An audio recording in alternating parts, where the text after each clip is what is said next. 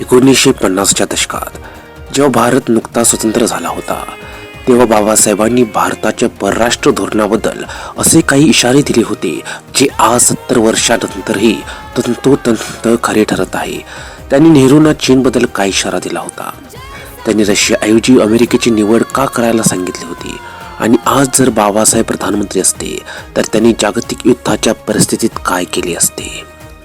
आजच्या या विशेष व्हिडिओमध्ये आपण बाबासाहेबांच्या त्या अज्ञात पैलूचा उलगडा करणार आहोत ज्याची चर्चा मुख्य प्रवाहातील इतिहासात फार कमी झाली आहे.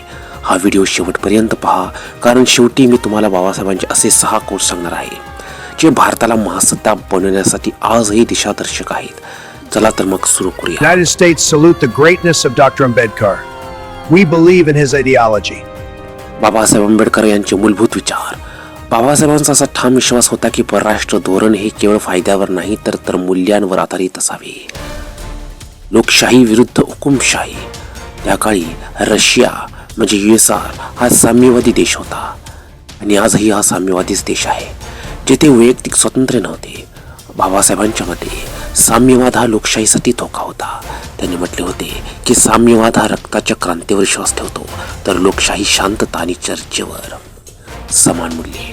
अमेरिका हा एक लोकशाहीवादी देश होता जेथे मानवी हक्क आणि अभिव्यक्ती स्वातंत्र्याला महत्त्व होते. भारताने सुद्धा लोकशाहीचा मार्ग स्वीकारला होता. त्यामुळे नैसर्गिक मित्र म्हणून आपण अमेरिकेसोबत असायला हवे असे त्यांचे मत होते. याचा संदर्भ म्हणजे 26 ऑगस्ट 1954 रोजी राज्यसभेत भाषण करताना त्यांनी स्पष्टपणे सांगितले होते की जर तुम्हाला लोकशाही टिकवायची असेल तर लोकशाहीवादी देशांचीच मैत्री करावी लागेल. राष्ट्रीय हित. National interest. बाबासाहेबांच्या मते परराष्ट्र धोरणाचे पहिले तत्व भारताचे हित हेच असावे. उगाच जगाला शांततेचे धडे देण्यापेक्षा आपल्या देशाची सुरक्षा महत्त्वाची आहे. वास्तववाद. रिअलिझम. ते आदर्शवादापेक्षा वास्तववादावर विश्वास ठेवत तुमचे शेजारी कोण आहेत आणि त्यांचे हेतू काय आहेत यावर तुमचे धोरण ठरावे असे ते म्हणायचे. सामूहिक सुरक्षा. त्यांनी लीग ऑफ नेशन्स आणि नंतर च्या माध्यमातून जागतिक शांततेचे समर्थन केले, पण भारताने स्वतःच्या संरक्षणासाठी सक्षम असणे गरजेचे मानले. बौद्ध धम्म आणि जागतिक शांतता. त्यांनी जगाला युद्धापेक्षा बुद्धांची गरज आहे असे सांगितले, पण ती शांतता लाचारीची नसावी. अलिप्तवाद. Non alignment movement. नेहरूंनी अलिप्तवाद स्वीकारला होता. ना अमेरिकेच्या गटात ना रशियाच्या. बाबासाहेबांनी यावर टीका केली. ते म्हणाले, तुम्ही कुंपणावर बसून राहू शकत नाही, यामुळे भारत जगात एकाकी पडेल. चीन आणि तिबेटचा प्रश्न. 1954 मध्ये भारताने चीनसोबत पंचशील करार केला. बाबासाहेबांनी याला कडाडून विरोध केला. त्यांनी राज्यसभेत विचारले, ज्या देशाच्या मनात कपट आहे त्याच्यासोबत शांततेचे करार करून काय फायदा? त्यांनी तिबेटला चीनने गिळंकृत केल्याबद्दल नेहरूंना जबाबदार धरले होते. काश्मीर प्रश्न. काश्मीर प्रश्न युनोमध्ये नेल्याबद्दल बाबासाहेबांनी नाराजी व्यक्त केली होती. त्यांच्या मते भारताने आपले लष्करी सामर्थ्य आणि आंतरराष्ट्रीय दबाव वापरून हे प्रश्न निकाली काढायला हवे होते. भारत देश स्वतंत्र झाल्यानंतर पाकिस्तानला भारताने 50 कोटी रुपये दिले होते. तद्वतच प्रथमतः हल्ला पाकिस्तानने काश्मीरसाठी केला होता आणि बाबासाहेब आंबेडकर आपली महारेजिमेंट घेऊन बॉर्डरवर गेले होते. भारताने ही लढाई जिंकली होती. बाबासाहेब आंबेडकरांची अशी रणनीती होती की ते त्यांचे महारेजिमेंट घेऊन लाहोरपर्यंत जाणार होते आणि पाकिस्तान आणि भारताचा हा प्रश्न कायमचा निकाली लावणार होते. त्यांना माहीत होते की भविष्यामध्ये पाकिस्तानकडून भारताला नेहमी धोका उत्पन्न होणारच आहे. काश्मीर प्रश्नावरून हा प्रश्न नेहमी वादात जाणारच आहे, चिघळत जाणारच आहे. आणि म्हणूनच बाबासाहेब आंबेडकरांनी पंडित जवाहरलाल नेहरू यांना सांगितले होते की जोपर्यंत मी हा पाकिस्तानचा प्रश्न कायमचा सोडवत नाही तोपर्यंत आपण युनोमध्ये जाऊ नये. परंतु बाबासाहेब आंबेडकरांचे पंडित जवाहरलाल नेहरू यांनी ऐकले नाही आणि नेहरू यांनी युनोमध्ये गेले आणि त्यामुळेच 375 कलम हा संविधानामध्ये आला. कारण की युनोने भारत आणि पाकिस्तान यांच्यावरती जे काही युद्धजन्य परिस्थिती निर्माण झाली होती त्याच्यावरती निर्बंध लादलेत. मित्रांनो, बाबासाहेबांच्या विचारांवर आधारित हा एक भागच आहे.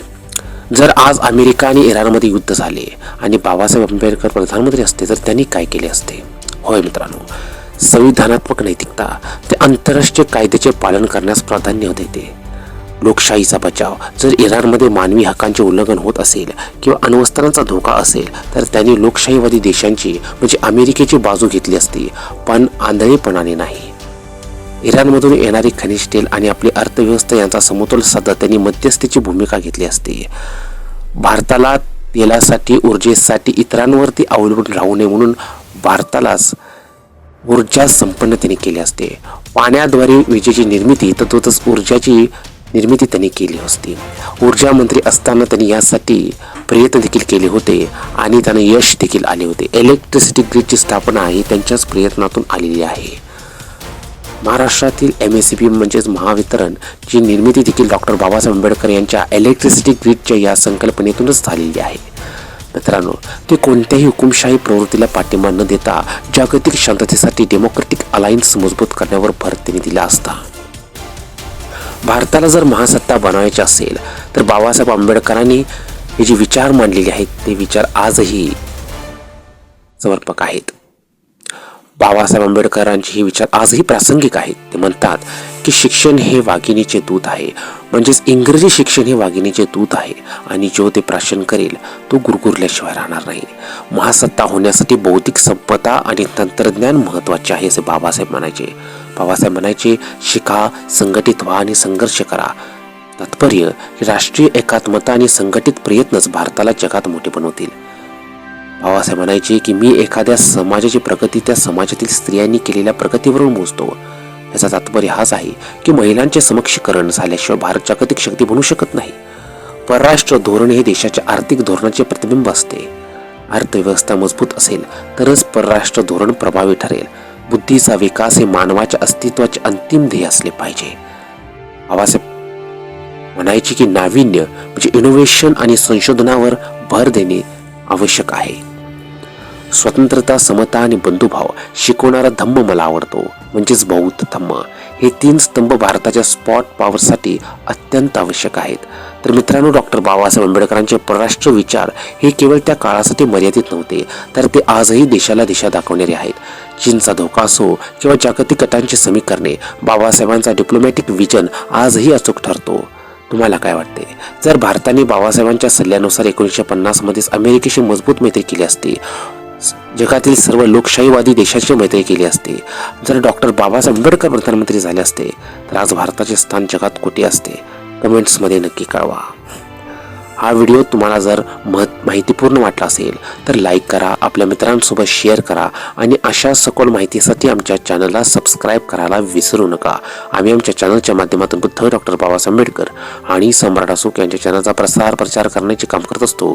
तरी आमच्या चॅनलवरील व्हिडिओज जास्तीत जास्त संख्येने पाहून आमच्या बौद्ध प्रचाराचं सहकार्य करा. बुद्धाय जय भीम, जय सम्राट अशोक.